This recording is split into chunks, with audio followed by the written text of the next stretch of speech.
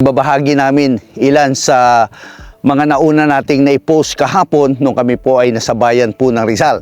Ngayon po ay narito tayo sa barangay San Agustin, sakop po ng bayan ng San Jose, na isang flood control na napakalaki pong bumagsak. Mas malapit kasi dito na matatanaw natin dito sa aking kinalalagyan na ito po ay flood control din. Pero mamaya po natin pag-uusapan yan dahil ituturo ko kayo sa bahaging iyon. Iyon po sa kabila. Na ito po ay sakop ng barangay San Pedro Rizal, Sitio Lagnas, San Pedro Rizal.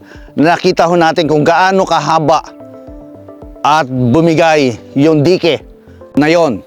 At doon sa bahaging yun pa, nasa bandang kanluran, ay napakaraming dike na bumigay po. Sa kabila lamang yan ng pag-ulan nitong habagat lang. Wala pa po yung sinasabi nating siyam-siyam na buhos ng ulan pag sumasapit po, lalo na pag mayroon tayong mga bagyo. Masok sa ilalim. Sa ilalim na dumadaan.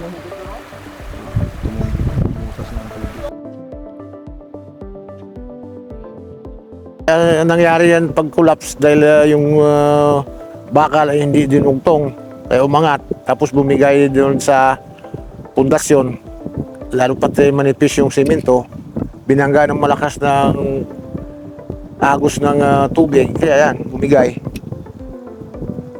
Sayang ang ang budget.